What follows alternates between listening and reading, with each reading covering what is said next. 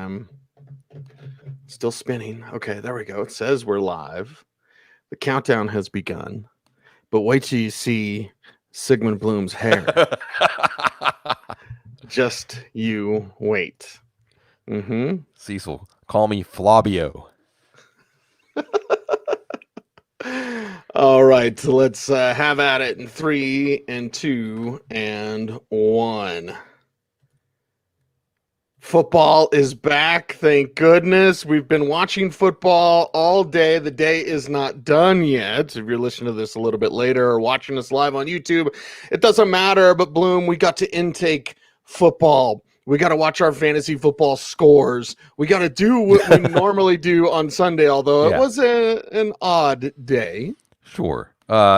Week one is odd as football weeks go in general, but we got to have a shared experience. We got to react to things in real time. We got to see the first chapter of the reveal. It was valid. Some thrills and chills and surprises, and we're just getting started. And let's get started with a conversation about the morning games. And oh boy. All right, Buffalo, 27-17 is the final score over the Jets. And let's start with the Jets side. Sam Darnold basically looks like he has bad habits and looks like garbage and all those sorts of things. Right. And they didn't start using Jamison Crowder until less than a minute, or was it 2 minutes left in the first half? That's when Crowder had his first catch. It's like, what are you doing, Adam Gase? Now, Jamison Crowder finishes with 7 for 115 and a touch. Awesome. Chris Herndon finishes with 6 for 37, although there were other sleeper tight ends. Your guy, Logan Thomas, Bloom. Yeah. Spoiler alert, we'll get to in a little bit. Le'Veon Bell with 14 yards on the ground. It was Josh Adams who had the rushing touchdown. Frank Gore with 24 yards on the ground. Bell did have a couple of catches for 32 yards. Rashad Perriman did little, 3 for 17 on 5 targets in this one. So the Jets still trying to figure it out with Adam Gase. I'm surprised he wasn't fired by halftime. Right. Well, yeah. See, there's certain things about this day that felt very familiar, very comfortable, comforting day, the sense of something like normal in our lives. And the Jets being just as terrible as you might have expected.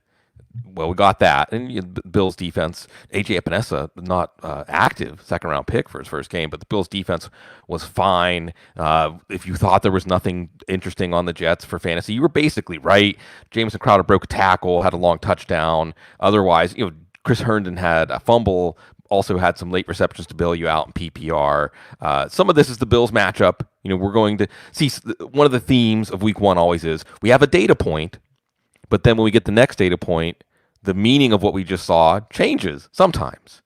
So the Jets are bad. The Bills defense is good. We're not quite sure the degree of that. And I'm not sure, honestly, looking at the Jets, of course, this is a team going to Miami next week.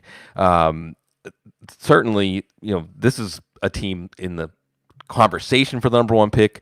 We start thinking about Sam Darnold's second team. Like you said, we start thinking about other coaches. But for the winning team, I also don't feel quite sure about what I saw. Yeah, I don't feel like Josh Allen can keep doing this.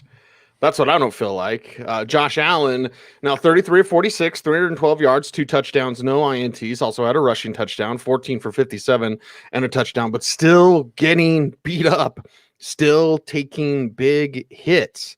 John Brown was 6 for 70 and a touch. And then Dawson Knox 2 for 26, although there was an end zone target. That was the one target that got away. It was, again, Josh Allen in the say it, don't spray it accuracy. And then those running backs, the situation we all were watching. What's going to happen with Singletary and Moss? Not a lot. 9 for 30 on the ground for Devin Singletary, 9 for 11 for Zach Moss. Singletary had 5 for 23. If you started him, that'll help in a PPR league. Moss had 3 for 16 and, of course, that receiving touchdown, which greatly helps his day. But interesting day for Buffalo. For me, Bloom, I just kept thinking Josh Allen's got to stop taking these big hits.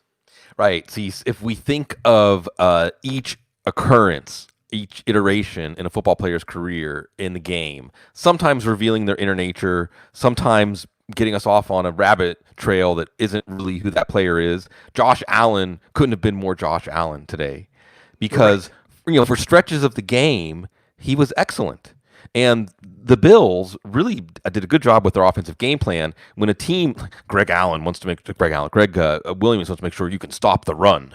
So why run at them? And Josh Allen was keeping the ball on a lot of the read options early. But as a big, tough runner, you like seeing him running the ball early in the game. I think it gets him in the game mentally and maybe a little bit tight to start the game. But then there was a stretch that where you said, and this is the classic Josh Allenism, Cease, right? Except for the fumble. He was looking really good. He was really accurate. He completely missed John Brown on what should have been a touchdown, an easy touchdown. And you just know that a few times a game, the worst possible Josh Allen is going to surface. Like when he missed Dawson Knox on that touchdown. Yeah, exactly. Like there was so much even more there for him. So again, how bad is the Jets defense? That's something we're going to get Miami up next week. That's like the opposite of musty TV. And Allen threw the ball a lot because, again, you don't take the bull by the horns. They didn't run very much at the Jets. So Stephon Diggs did okay on volume. Again, John Brown should have had 2 touchdowns. He had a touchdown on a screen. Darrell Williams getting way out there to lead the way. Zach Moss caught a touchdown. He had another red zone target, but the running game just didn't do much. I'm not sure how much we learned about Moss versus Singletary in this one. I'm sorry. I got my opponents mixed up. Actually, San Francisco is going to be playing the Jets next week, so that's another sacrifice, just like this one was. And Buffalo plays Miami, so a team that certainly doesn't have the spunk they had last year. It's a good start for Buffalo, but Cease, you just feel it, and I think it's on the teammates and the coaches' minds now that you just don't know on any given play what Josh Allen you're going to get. So a resounding win, but also a resounding message about where their quarterback is. When he's a little bit tight, I'm like, why? Yeah. This isn't new. He's been starting from day one. It might be same emotional. Stuff. Like just keyed up. I don't know. Needs to taste his own blood or something, Right. get hit in the mouth and all that, get the blood flowing. I don't know, but it's got to improve if Buffalo wants to keep Josh Allen as their quarterback long term. Big man that got beat up at quarterback and now has a new team and a new touchdown celebration balloon because no longer is it the Superman for Cam Newton. Right. It is actually the Wakanda Forever Black Panther celebration from Cam Newton. This was so much fun to see. Now, it wasn't fun to watch the Dolphins. 21-11, the final score, but it was fun to see Cam. We're going to get to Cam in a little bit, but let's talk about Ryan Fitzpatrick for now. Tua, can you help us, please? 20 of 30 for 191 yards, no touchdowns, 3 picks for not Fitzmagic. It was regular old Fitzpatrick and old Fitzpatrick emphasizing there. Devontae Parker, 4 for 47. Preston Williams, 2 for 41. Mike Gesicki, 3 for 30 in this one. And then running the Barack, you're like, okay, Jordan Howard, plunge it in there. Okay, got a rushing touchdown. That's fine, but 8 carries, 7 yards. Not what you want. Matt Breida, you're thinking, okay, come in there, 5 for 22, and then nothing as a receiver. That's not what you want. Myles Gaskin leading the way with 9 for 40 and then 4 for 26 as a receiver. So the Dolphins actually, Bloom, and it's not like I thought they'd run away with this game. I just thought there would be a much stronger performance and a much better performance from the Dolphins, and there wasn't. Yeah, this is a team that improved their roster a lot. This team's starting to get to use a lot of the picks. They're going to have more picks next year. Remember to get Houston's picks. That's a pretty good spot to be right now, having Houston's first and second round pick.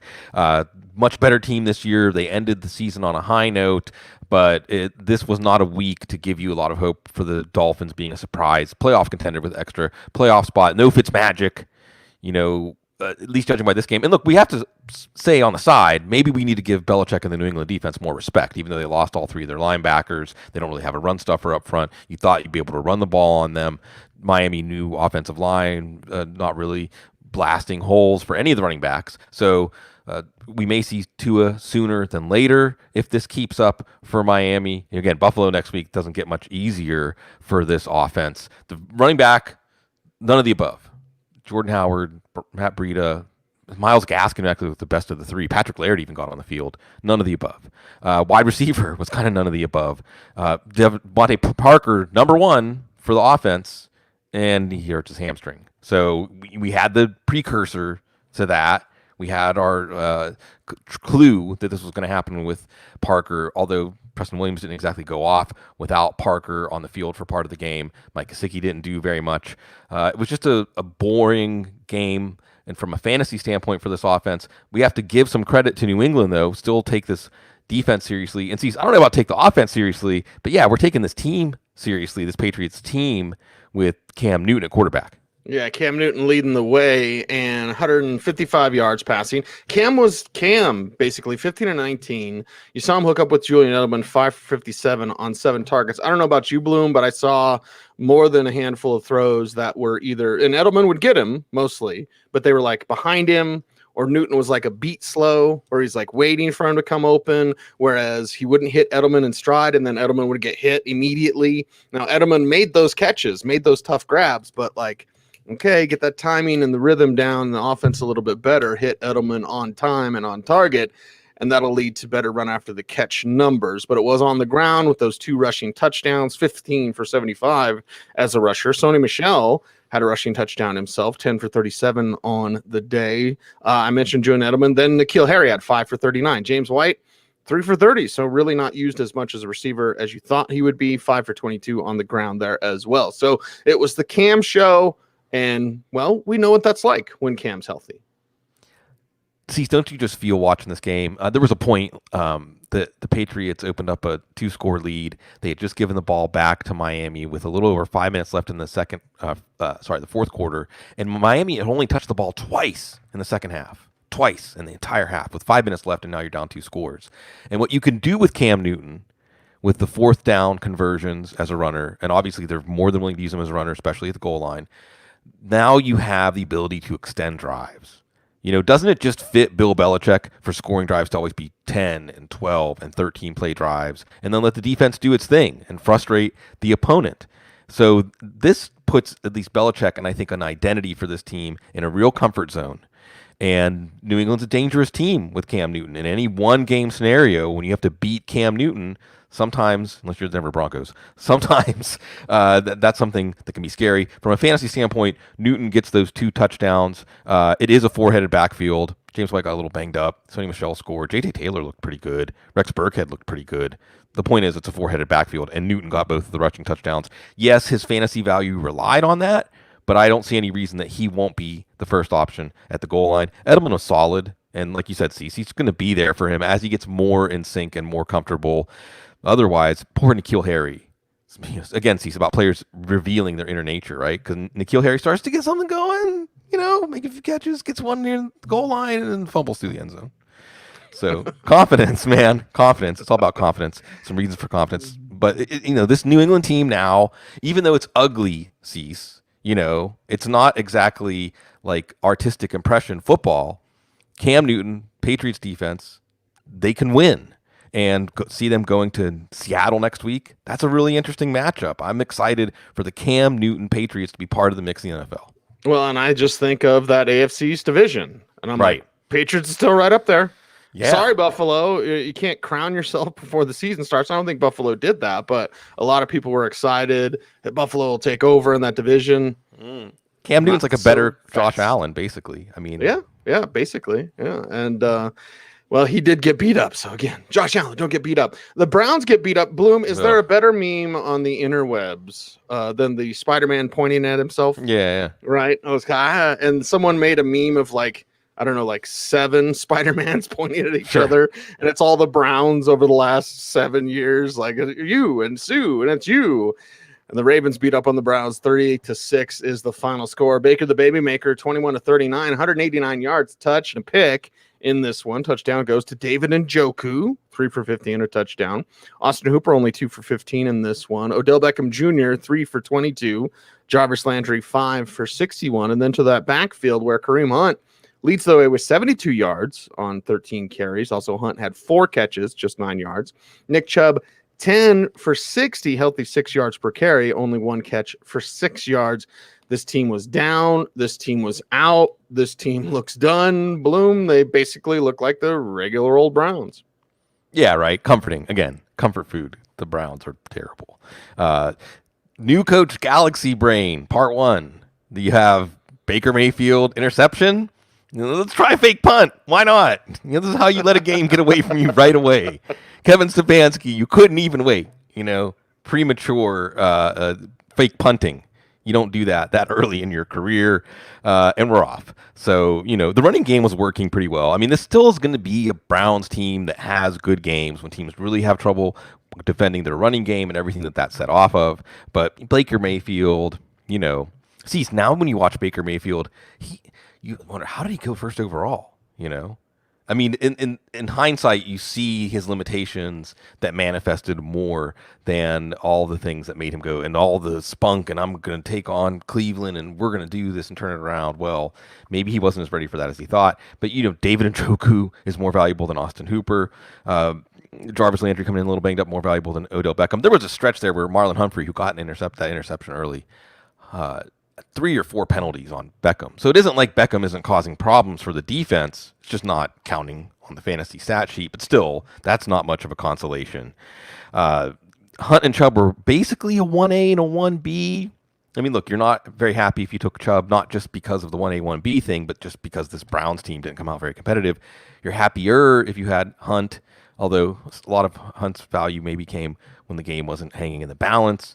You're just not happy to have a Cleveland Brown, basically. You watch this game, and it is the Ravens, and the Ravens defense is pretty good, but this one wasn't even competitive. So Cincinnati's coming. Maybe that'll be more fun, but you can definitely see the power shaking out where the Browns, again, Kevin Stefanski, first year, learning the ropes. Baltimore, I mean, this was just a jog in the park.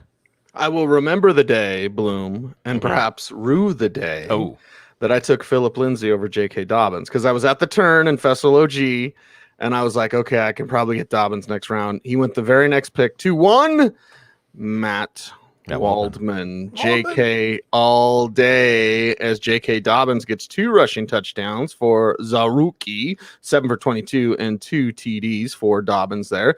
2 touchdowns for Mark Andrews, 5 for 58, 2 touchdowns. Beautiful catches as well. Yeah. Willie Snead gets in on the fun with 4 for 64 and a touch. Hollywood Brown, 5 for 101. Looking like Hollywood. Miles Boykin looking like not so Hollywood, like concentrate, get the catches. There could have been more there for Boykin, quite a bit more.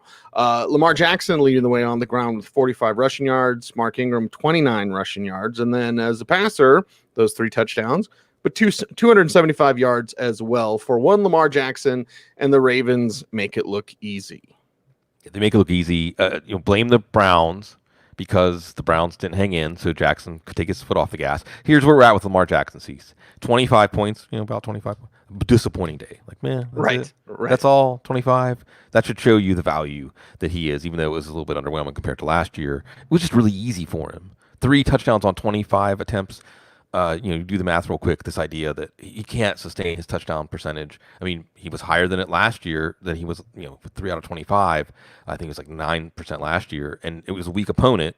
That's another thing we're going to take out of this. The Browns are a weak opponent. We'll see how Joe Burrow does against them next week. Andrews' one-hander was fantastic, by the way. Beautiful. Because, tight ends, not the limber, graceful Lynn Swan when you're going up for a one-handed catch, and Andrews snagged it. So all he does is score touchdowns. You're loving it. You want to have parts of this offense, except for maybe Mark Ingram.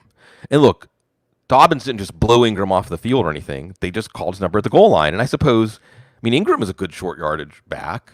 But if this is the case, if it's Dobbins' number called at the goal line, then yeah, you love what you have in Dobbins, even though he's still going to have attempts that give him a lot of variance. And if Ingram's not getting those goal line carries, then the variance is gone. There's no more good variance there. Hollywood Brown over 100 in the first half. Again, blame the Browns. Start AJ Green if he hasn't gotten hurt while we're recording this. Willie Snead gets the touchdown. It's not Devin Duvernay's turn yet. But it's the Ravens, man. And the Ravens get Houston next week. And, we know what kind of feeling, what taste Houston left in our mouth on Thursday night. So, yeah, the Texans better get it together because the Ravens are in midseason form. Do you think Baker Mayfield, because we talked about, why did he go number 1 overall? Right. Well, Mandrew certainly made plays for him. You think he's on the other sideline just there's my guy Mandrew. Well, it's not fun for him. Cease, I know you're having fun with it, but it's not fun. Football's not fun for him right now. And this is the whole thing about making yourself the winner persona is how do you really lead your teammates? A lot of them are older and more experienced than you when it's not going. So, yeah, I think that there's some truth in your joke. 20, there always is. Yeah, 27-20, the final score. Jaguars, that's right. Tanks for that, NFL. 27-20, there's your headline. Jacksonville Observer. Yeah. What's the Jacksonville paper? Jacksonville Observer. Times Union. Yes, that's right. Florida Times Union. 27-20, the final score. Jaguars get the win. Colts, Phillip Rivers with the fourth quarter interception. Gosh darn it. Shucks, sapoo. Whatever he's going to say because he doesn't cuss. Gonna get you, sucker. All right, Phillip Rivers, 36 of 46, 363 yards, touchdown, 2 INTs. Paris is burning. And then, didn't you say that, Bloom? Yeah. Paris Campbell, 6 for 71 in this one. Lots of it early. T.Y. Hilton, 4 for 53, including a critical drop.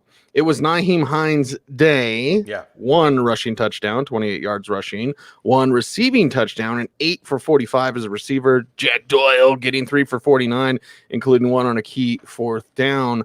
Marlon Mack, 26 yards. Jonathan Taylor, 22 yards. Taylor did have 6 for 67 as a receiver, which is probably more than he had in a season receiving at Wisconsin. I kid. I know the numbers. But either way, he proved that he was a better receiver. Yeah. I'm trying to find good points, Bloom, because I just think of Phillip Rivers looking done and going, it's like a 1-year chance on a guy that's done instead of doing something else at QB.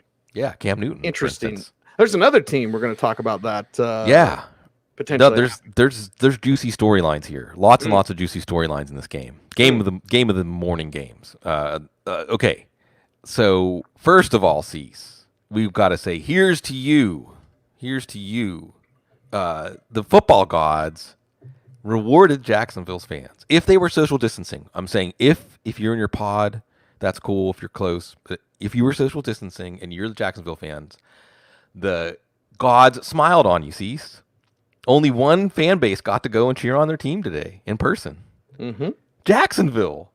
And the team that has been at the stick end getting whacked by the football gods over and over and over again. Like they're the Weekend at Bernie's franchise, and they got to go and cheer their team on to this win, this wonderful win. Although, as you say, Cease, really it's more about Phillip Rivers, and it's more about the idea that. So here's your proposition. Phillip Rivers last year, Chargers offensive line. Sure, there's deep throws he can't make anymore, but put some better skill, talent, offensive line around him. Yeah, he's going to be like Peyton Manning was for the Broncos. It's going to be a winning team. They got DeForest Buckner. It's going to really ties the room together on defense. And Rivers, so here's the thing, right? Like Rivers threw the ball how many times in this game? I don't even know, 50-something, like 40-something. You don't want that if you're the Colts. 46 times. 46. You don't want that if you're the Colts. That's not in fact bad. Right. You didn't get him to throw the ball 46 times a game, and eventually his interceptions turned this game. And we'll talk about the Jags offense too. So a lot happened here. So maybe Rivers was okay for fantasy, but this is not plan A. The Colts never wanted to lean on him as much as they did, and it had disastrous results. Disastrous results for Marlon Mack, Achilles, team fears. It just sucks. Cease, we want to be human beings, and fantasy takes flying today. Mm-hmm.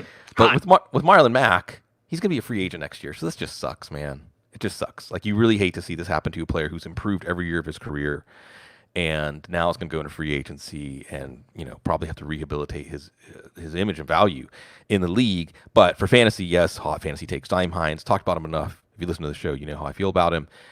He's the guy. He's that little, I forget who it was on Twitter, called him Phillip Rivers sidecar. I like that. What I mean? Right. I mean, but that's a beautiful role to have for fantasy football until they put Jacoby Brissett in or something. I don't know. Frank Reich obviously sees the past in Phillip Rivers. Let's see if he keeps trying to bring it back, because obviously it's not happening. But Nyheim Hines, value. I mean, basically you're going to keep playing him. Next week, Indianapolis has Minnesota coming. Minnesota's defense looks bad. Spoiler alert. Bad. So Indianapolis, Nyheim Hines, that's good. Jonathan Taylor didn't do anything as a runner in this game, but as you said, as a receiver, bailed you out, and Phillip Rivers loved to throw to the running back. So without Mack, now your Jonathan Taylor pick is going to hit maybe in a different way than you expected. Paris Campbell looked fantastic.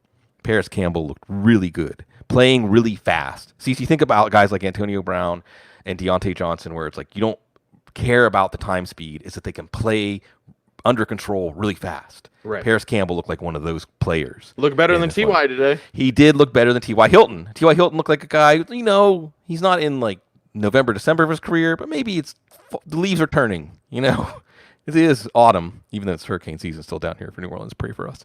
But yeah, is he going to be more valuable than Hilton? Michael Pittman didn't do much. Jack Doyle did a little bit. But again, and this is a game where none of these passing targets except for Nyheim Hines really came through for you in a fantasy way. Even Gamble with his good game wasn't a big fantasy game. And this is with Rivers throwing the ball 46 times, which is not what you want with Minnesota coming next week. So Minnesota, Indianapolis, two teams that really are asking a lot of questions of themselves right now. I'll get to play next week. Jacksonville's only question is, where's the socially distanced, safe, everyone wearing a mask party? Yeah, exactly. Jacksonville. Where's Gardner Minshew taking that mustache? Better stay safe because they did a bunch of COVID tests and nobody had a positive test in the NFL. It's been amazing. We'll see if they can keep it up. 19-20 for 173 yards, 3 touchdowns, no INTs.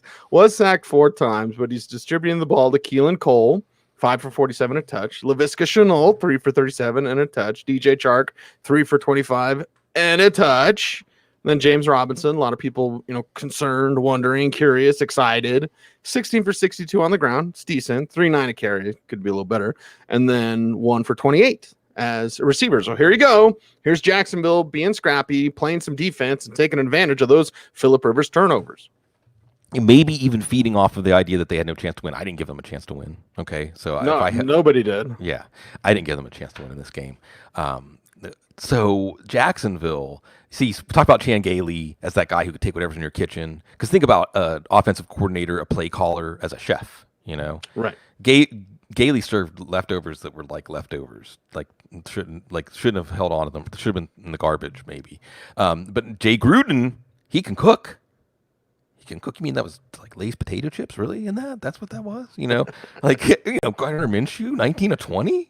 Gardner Minshew, like an under control, efficient passer.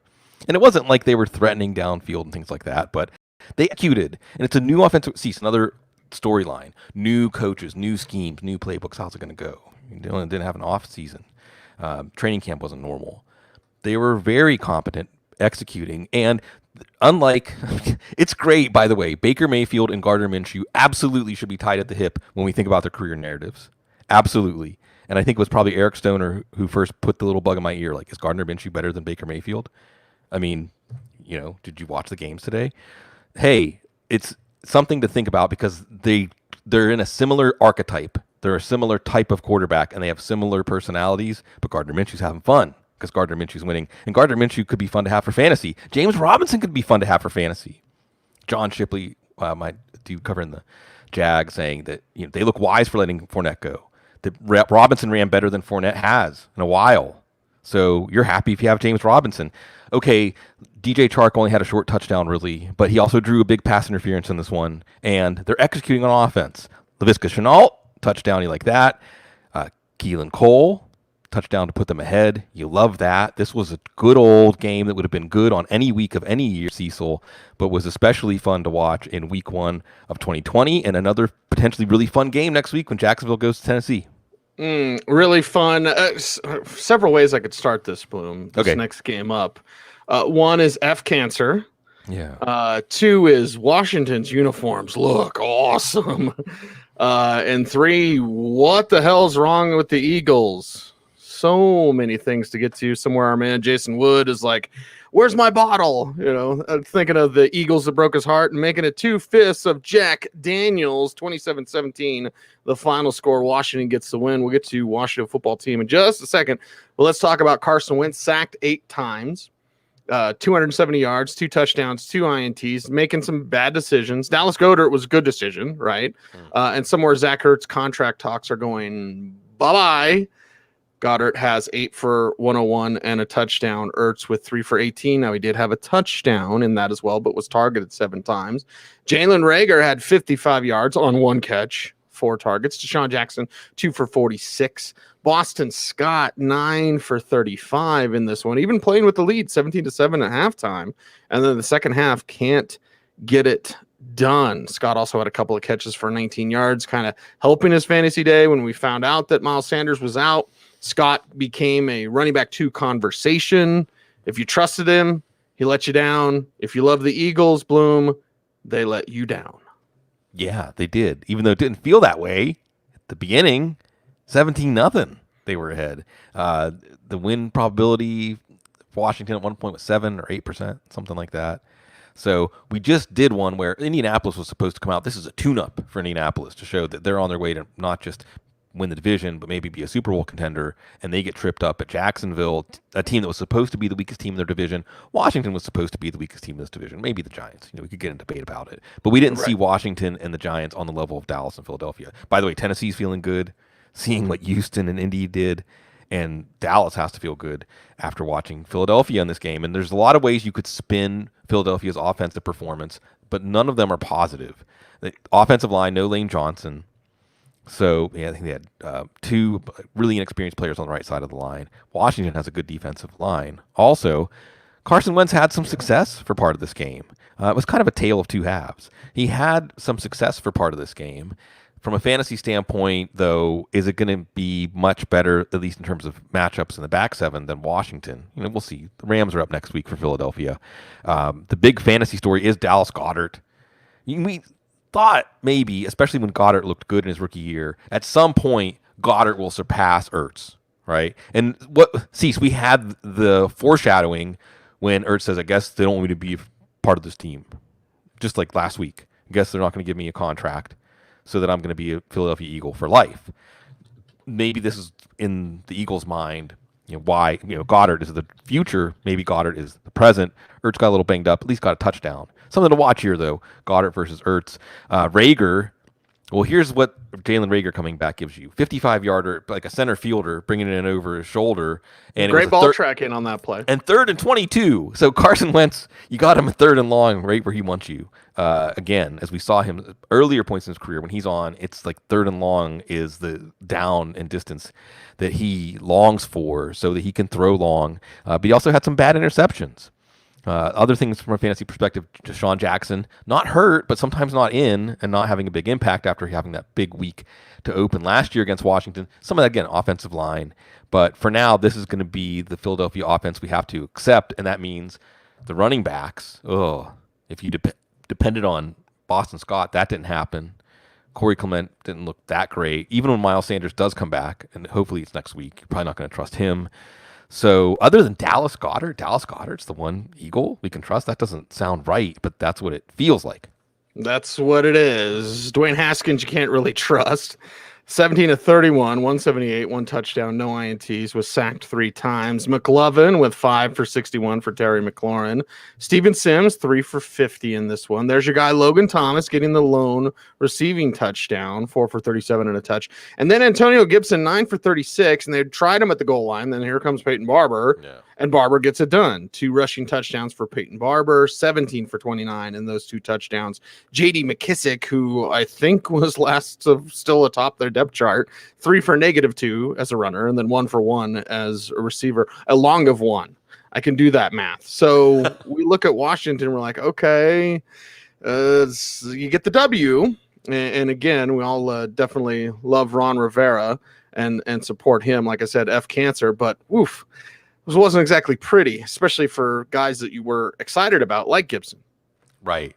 It wasn't exactly pretty. 17 for 29 and 2 touchdowns. That's Peyton Barber today. And that's the thing. If you started Antonio Gibson, you want to justify it and say good process, because if Gibson had gotten those short yardage rushing touchdowns, then we're celebrating. He didn't get a lot of targets.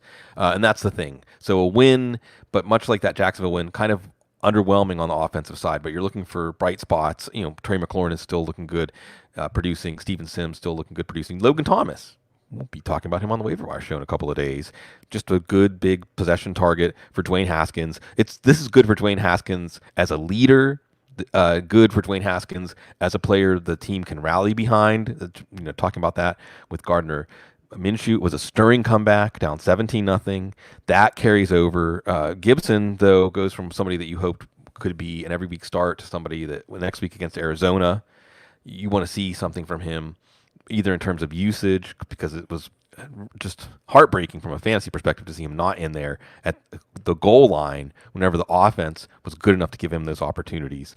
So, a big win for Washington. Not a lot of fantasy wins here because of Peyton Barber. And when I say that, let me say he's got a great story. Remember, he went pro to help his mom out, who was homeless. So I'm happy that he's continuing to get great NFL paychecks, but probably hurt some paychecks for DFS and fantasy football in this one.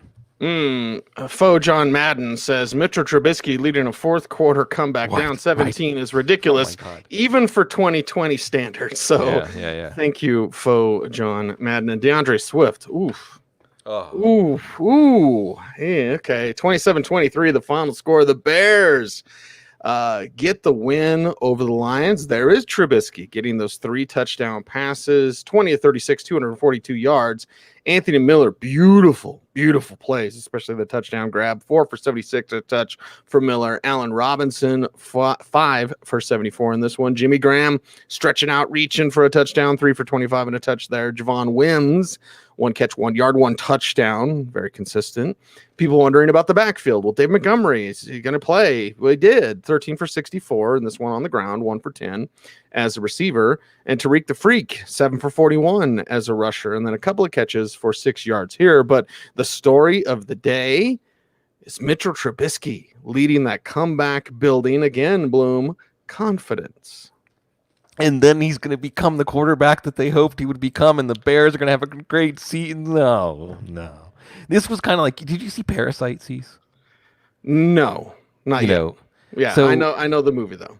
It's just dark, and it gets more and more disturbing, but yet true as it goes on. That was kind of like this game, right? I mean, on the Chicago side, at first, it was just Trubisky was brutal. Just making the throws, the lack of confidence, not just confidence, it isn't even like he's trying to do something that you can see what he's trying to do, and if it was just a little bit closer, he would have gotten it. I mean, just plays, throws that have absolutely no chance of success. You can see it when the ball leaves his hand. But also, Mitchell Trubisky came into this game with a history of three touchdown games against Detroit. I think 3 300-yard games against Detroit. So this was a team that somehow he had their number. Matt Patricia is a genius unless he's facing Mitchell Trubisky. This is where it all gets darker and darker, right? Is this about the failure of Mitchell Trubisky? It's about the failure of Matt Patricia? No, it's about the failure of DeAndre Swift. It's about everyone's failure. So whatever. Trubisky, if you went with him, you thought you made a really bad decision. Like, why, if you bet on the Bears today, why did I trust Mitchell Trubisky? But then by the end of the game, he does okay as they somehow pull this out. The run game was pretty good, although it was split between Cohen and Montgomery. Montgomery looking good coming back off the groin. You're still not necessarily going with him. Again, this might be an illusion that the Bears offense can be competent for stretches with Mitchell Trubisky, and then Nick Foles comes in. Anthony Miller gets the go-ahead touchdown. You like seeing that. You got bailed out if you tried him just because of Trubisky's history. And Miller has had 200-yard games against the Lions. Jimmy Graham had 1 touchdown, almost had 2. Had 1 wiped off the board. Javon Wims got it instead. So, for Bears fans, you almost don't want to give your heart back over and say, okay, maybe this is going to be okay. It is the Giants next week, though. You could be 2-0. It's all going to be okay. But for sure, if you're a Lions fan, it's not going to be okay. And Matthew Stafford, even though Chris saying he still looks good, that's right. But Cobra Kai is back saying Stafford has been wasted by garbage coaches. Oh, yeah.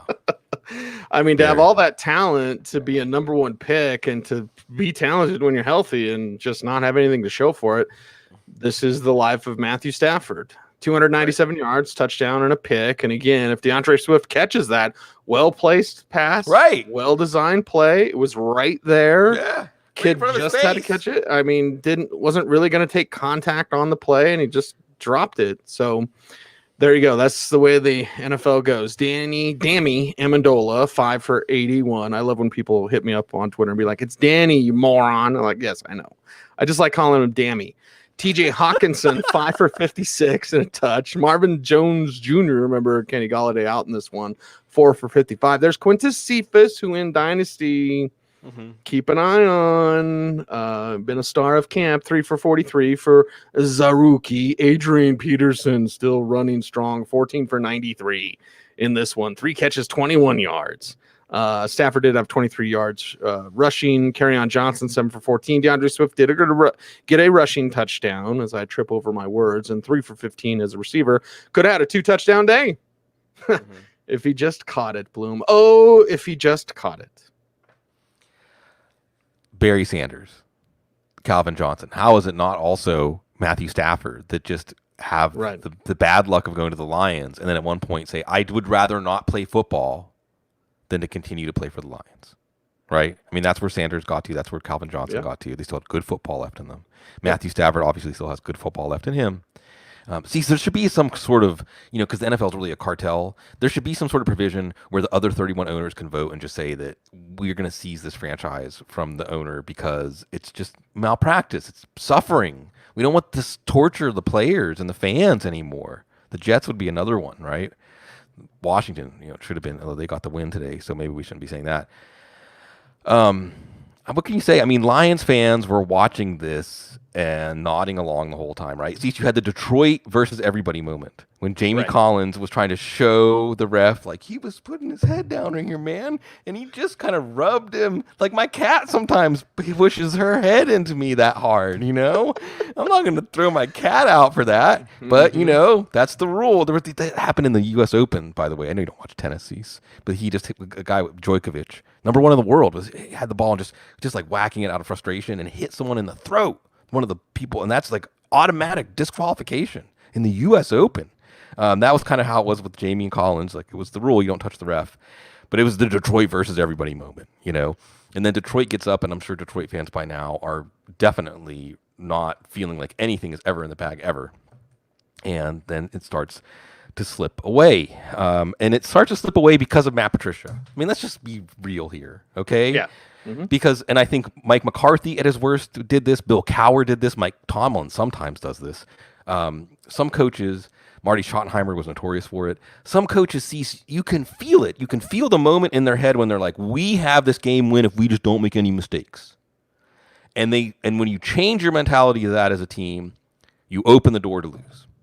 And it's just one of those things that, this is the right thing to do. And sometimes we look back, like we eviscerate the Falcons for not doing that in a way by like running the ball 28-3 and all that. But Matt Patricia, typical, you get tight, you think, let's just cruise this thing home for the win. And they let up. And yet Matthew Stafford still made the plays. And DeAndre Swift there's easy catches and there's hard catches. He's backpedaling. It's right in front of his face. There's nobody around him. If there was a crowd, Cease, it would have been torturous. If there was actually like tons of thousands of Detroit fans in there, it would have been one of the worst sounds you could hear, like pigs being slaughtered or something. Just this sound of like, like puking.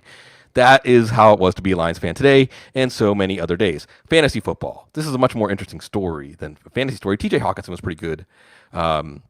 Marvin Jones, if you put him in, if you shoehorned him in there because of no Galladay, that didn't really work out, although he still looks like Marvin Jones. Quintez Cephas got a lot of targets, didn't convert a lot of them. Danny Amendola actually leading the receivers. No running back. If you guess none of the above for the Lions, well, their best running back's Adrian Peterson. I mean, and that's something that should be a heartwarming story, right? Adrian Peterson still is, I don't want to say as good as ever. Still hard charging. Oh, yeah. I mean, Adrian Peterson has the ability to summon up every ounce of his being in every touch. Frank Gore. I mean, this is what keeps these guys around. It's like a spiritual talent, see? It's not a physical talent. It's not a mental, intellectual thing. It's just the ability to focus yourself so intently in the present, physically, mentally, emotionally. And it's great to watch Peterson doing that. That he's their best running back is terrible for fantasy football. Just terrible. And DeAndre Swift did get the touchdown. Should have had 2 touchdowns. Again, we could have been saying DeAndre Swift makes the play. It's kind of play that launches a player's career and confidence. Right. Instead, we're saying now it's kind of like a Jeremy Hill fumble in the playoffs. Like you just got to mentally get over it. There's no reason for him to think he's got bad hands now. So hopefully it is just a footnote. But it's not a footnote in a long history. Next week, Green Bay, by the way, for Detroit. Long history. I say Green Bay, there's probably a lot of bad memories. If you're a Detroit fan, just what's the torture going to be this week, this year? Pick your poison. By the way, Bloom, I don't want to turn this into Pig Farming 101. Yeah. It's actually very quiet. Sorry. Pigs screaming in the morning. Yeah. Pigs screaming in the morning for their food. Yeah. Is a sound when you hear it, you're just like, what is this banshee? Right. And it's not a banshee, it's just your pigs being like, bleh, yeah, wanting that food.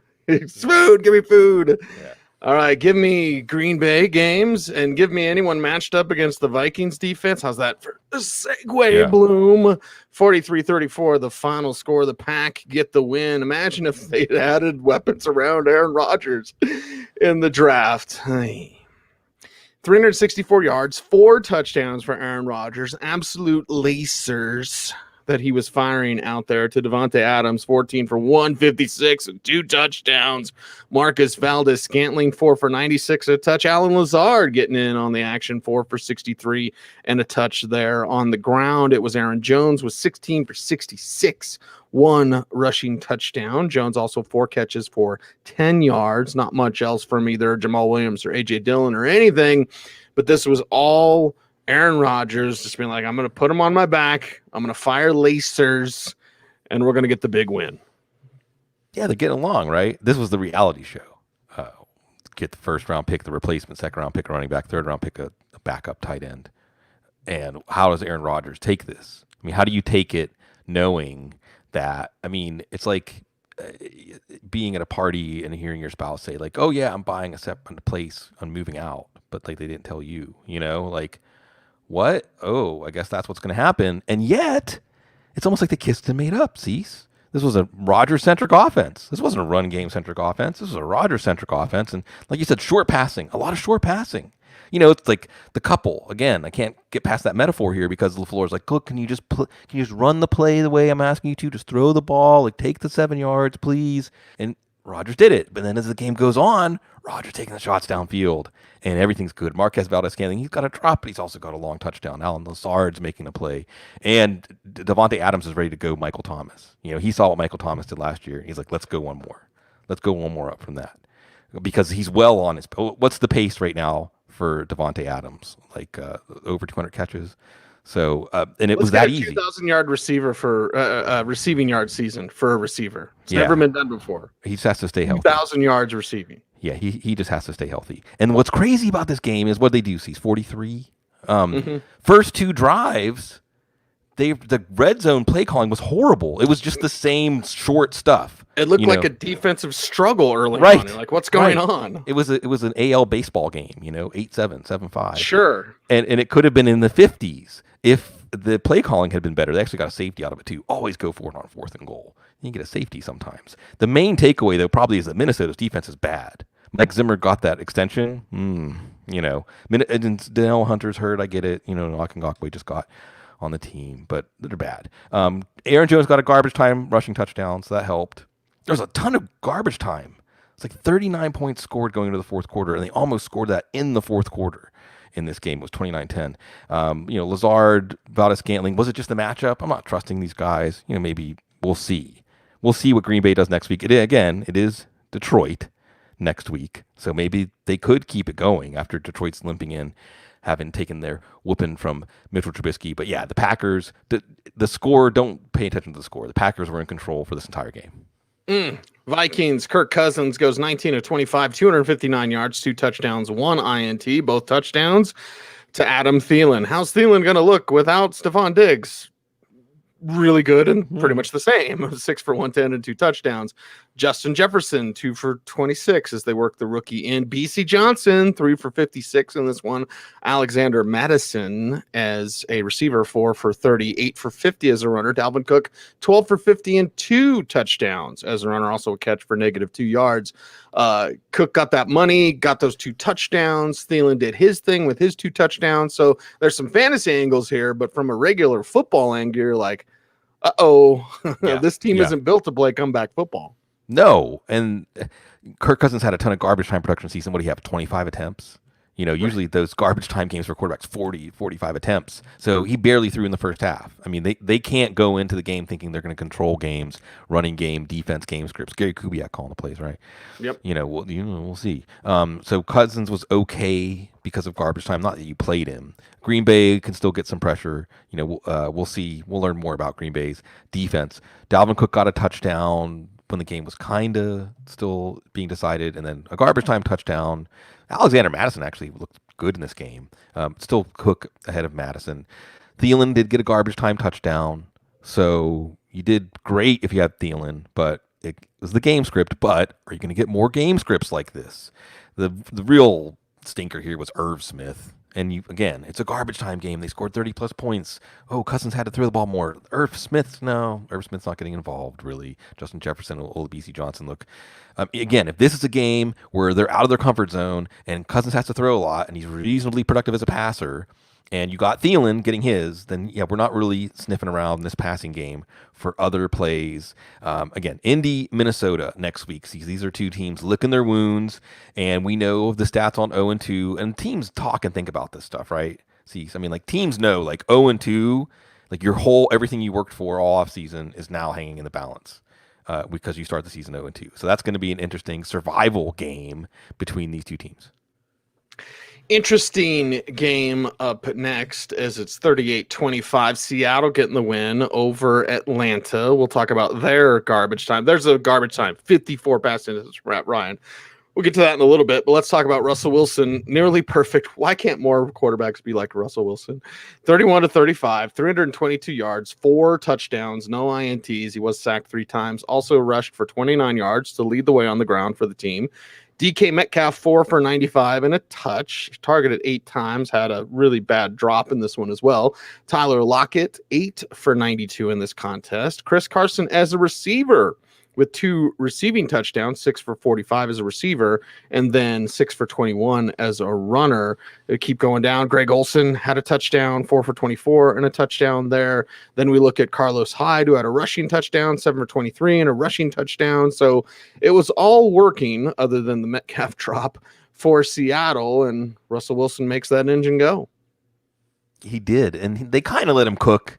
I mean, they didn't really let him cook in the first half. He was still more conservative with the passes, but the game did have them pass heavy in terms of run versus pass. They didn't run a lot of plays on those early drives, but Wilson looked good. And I think that we continue to be stuck in this thing, Cease, where Wilson is the most underrated quarterback in the league. Yeah. Because we fawn, and I hold myself responsible too. I mean, we fawn over Mahomes, we fawn over even Lamar Jackson. Lamar Jackson, right. Yeah, I mean, and so on. But Russell Wilson just makes it look so ordinary the way he does it. It's just business as usual. Great quarterbacking is just what he does. And in this game, it was too easy. He did take some hits. He did get sacked some in the first half. But, Cecil, you just think of Russell Wilson like he's going to throw a touchdown and then walk over to the camera with his latest endorsement and hold up the camera. It's just that easy for him. He can just weave in that persona, and his on-field and off-field persona is all going to become one in the future. Chris Carson, again, they didn't just slavishly rely on the run. It was Carson as a receiver, and Carson looks good. So you got bailed out by the touchdown receptions, but it wasn't like it was a game that makes you unhappy to have Carson. Otherwise, DK Metcalf getting open deep. That's going to be something we see a lot. Tyler Lockett did enough. Some of it's Atlanta's matchup. So again, Atlanta, by the way, Dallas next week. So Greg Olsen, if you played him, you got a touchdown out of that. Carlos Hyde got a garbage time touchdown, but I still think he's behind. It's not like anything close to 50-50 committee here. But you had to be happy if you're Seattle. And Jamal Adams made an impact. That's the thing. Yes. Jamal Adams put his imprint on this game. So it's exciting. It's a new era for Seattle in a way, even though it's still Russ cooking. Seattle, New England. I'm excited. Russ against New. Bring it on. Bring it on. Matt Ryan says 37-54 for 450 and 2 touchdowns and a pick is what you get. Calvin Ridley gets the 2 touchdowns, 9 for 130 and 2 touchdowns. Julio never scores enough touchdowns, 9 for 157 in this contest. Russell Gage having himself a day, 9 for 114, and the team was in comeback and garbage time mode. Todd Gurley, 14 for 56 and 1 touchdown there. Not much else from anyone else. Hayden Hurst with a diving catch. I guess that was probably his best play, Bloom, but only 3 for 38 on the day. So you get rid of Austin Hooper, you get Hayden Hurst. They don't really do much in either one of their debuts with their new teams. And the Falcons try a lot and fall short a lot. The other big garbage time game here for Atlanta. The touchdowns came late. The yardage, especially from Matt Ryan, came late. So, again, how do you look at this glass half full, glass half empty? Matt Ryan basically went off because it was a garbage time game. But Atlanta's defense probably means, all that momentum from the second half of the year last year just vanished, at least in this game. And again, Dallas next week. So good luck with that. Gurley did have some success earlier, in the game. He scored. He barely scored, but he scored. And, hey, if Atlanta is going to have decent game scripts, you can get him to 20, 25 carries, maybe multiple scoring opportunities. Now you're talking. But, again, how often is you going to play Todd Gurley next week, knowing that they're facing Dallas after what we saw from their defense? Jones, Cha-Ching, Ridley, the touchdowns came when the game wasn't really in question. But still, Ridley, big Cha-Ching, Russell Gage. Remember, Russell Gage, when he was drafted, is he going to be a cornerback? Is he going to be a wide receiver? It's an athlete. You figure out what you're going to do with this guy, an LSU athlete. And now he's coming on. And Hayden Hurst, we got to give an assist to Jamal Adams. But also, if Ryan's throwing for 450 and Hayden Hurst isn't a good play at tight end, well, where do we stand with Hayden Hurst? So maybe we'll give him another chance because at least he's in an offense that can produce that kind of passing pie in a week. Again, it might just be more about Jamal Adams and looking ahead who is facing Seattle tight end. Oh, I don't know, Ryan Izzo next week. So maybe that's not exactly useful information. So that exactly what we're doing in this exercise. We're trying in week 1 to not necessarily commit to new positions, but to understand what these games could be the first chapter in that story, in that great novel for these players, for these teams. For this one, it's Atlanta back to garbage time for sure, and maybe just Dan Quinn's job being saved. It was just, the inevitable. We're going to be right back where we were. Time is a flat circle. Yes, it is. And oh boy, what a final finale. Final finale? Not really, because we have part 2 of the week 1 recap coming up. It's 34-30, final game we're going to talk about in part 1 of the week 1 recap. 34-30, the Raiders, Las Vegas Raiders over the Carolina Panthers. Derek Carr, efficient, 22 of 30, 239 yards, 1 touchdown, no INTs. The touchdown to Nelson Aguilar. He's dropping him like Nelson Aguilar. Okay, he caught it over his shoulder in the end zone. Darren Waller, 6 for 45 in this game. Henry Ruggs, 3 for 55, and then what was it, an ankle injury, Bloom, that they were calling it? Yeah, so we'll see what happens there with the speedy rookie. It was all about Josh Jacobs, 25 and 93. 3 rushing touchdowns, also 4 for 46 as a receiver, because the 3 rushing touchdowns just wasn't enough. I don't want to talk about Devontae Booker, so let's talk about the Raiders overall, Bloom, and what you saw today. Well, again, what does this mean, right? I mean, does this just mean that Carolina's defense is awful? Right. I mean, that might really be what we look back and say that's what this was about. But Derek Carr is going to execute. He's going to execute under conditions where he's not put on a lot of pressure. And, no Tyrell Williams. Henry Ruggs does get back in the game. Bryan Edwards does nothing. And even though it was a big, successful game for the team and for the offense, because Josh Jacobs got 3 scores, and they were easy. They were all walk-in scores. That's where all the offensive production went for fantasy. Darren Waller was okay. Henry Ruggs was okay. If he hadn't gotten hurt, maybe Henry Ruggs would have had a big game. Bryan Edwards, not really, Hunter Renfrow, these guys not really factoring in here. Also, Jacobs got 4 catches. Nelson Aguilar catches the touchdown. So, again, there's Aguilar, just what little there was to go around because Jacobs got 3 touchdowns. They get the win, though, but did they deserve the win? I mean, this is another one, Cease. First-time head coach. By the way, New Orleans next week, Raiders. So we'll learn a little more about where the Raiders' offense is against New Orleans. But for Carolina, Cease, if we did the Galaxy Brain first head coach games in the NFL decisions, and I don't want to say this is an omen for Matt Rule, just like Kevin Stefanski's fake punt, like, okay, But you definitely see the inexperience coming to the surface. Yeah. Those guys are like, well, this worked at Temple.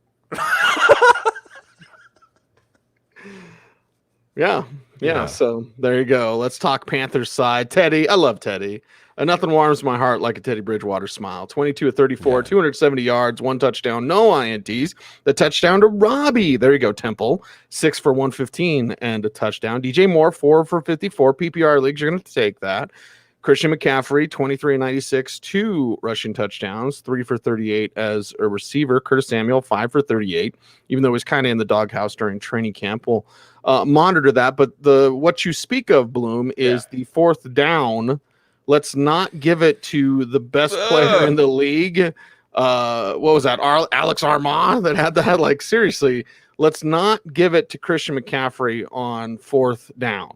Short yardage, 4th and 1. And McCaffrey doesn't get it because you want to give the fullback. Yeah. I thought it was going to be a toss play. I thought it would be fake to the back and then toss to the outside and let McCaffrey be one-on-one against the defender. You're going to take that all day. Yeah. Even a naked bootleg or something like that. But, yeah, Matt Rule and the team hangs out. And I feel bad because I thought it was one of the great karmic victories in some ways of crowning a hero in Teddy that week 1 of 2020, Teddy Bridgewater has a team. Teddy Bridgewater's a starting quarterback. That's beautiful, man. After what happened to him, the kind of dude that he is, that's beautiful. That we live in a universe where Teddy Bridgewater is the guy for his team. And he was leading them potentially to a stirring, just like Minshew, just that stirring win, no crowd for Carolina, but for his guys, for his team, this is what it's going to be like with Teddy Bridgewater as the quarterback. Maybe the defense is a work in progress, but we can do this. We'll see about that coaching decision. And Bridgewater wasn't a great fantasy quarterback because Christian McCaffrey got those 2 rushing touchdowns. And McCaffrey had a really good game for fantasy. A little bit, call him Teddy Spready Teddy, because he wasn't relying on McCaffrey. There was one drive when McCaffrey had 2 catches and got the bulk of his yards as a receiver, but you just didn't see McCaffrey as a constant element in the passing game. Maybe it's just a blip, and again, he got the 2 rushing touchdowns. He looks good. He still looks like the same guy. Just something to think about there. DJ Moore, I think it's more doing the DEFCON thing, For DJ Moore, it's like DEFCON 4 or 3. Like, you were moving it down. Like, what did you get? Because Curtis Samuel involved and Robbie Anderson. And Robbie Anderson had a long catch and run touchdown, but he was still involved in terms of frequency of targets. We're going to see this offense operate within 15, 20 yards of the line of scrimmage, mostly. And Robbie Anderson's running routes. He's not just clearing out, and he's getting targets. So you see how this passing, and again, the Raiders defense, definitely bottom half of the league defense. There's a lot of up-and-comers in that defense. But this still is going to be one of the better days for the Panthers pass offense. So you look at what DJ Moore did, and you're disappointed. They're going to Tampa next week. But nothing disappointing about this early slate of games. I think that we are back engaged in this great story, Cease, like quilts, being knit in front of our very eyes, the little squares and the pictures from these. It can be dark, it can be tragic, it can be uplifting, it can be comical, often all in the same game. But it is football, and it is that great epic story. Cease, it's our gods. I mean, it's comic books and all that. These are real people doing these real things, and we're lucky to get to watch it and talk about it. We're lucky to get to watch it and talk about it, and we're so fortunate to have you as our audience. So again, we're going to take a break. We're going to watch the rest of the afternoon games, and then we'll be on before Sunday Night Football, probably finish around the start of Sunday Night Football with that part 2 of the Week 1 recap. So he's Sigmund, I'm Cecil, we're the Audible. Everyone, thanks for watching. We'll be back in just a little bit. Stay tuned and stay frosty.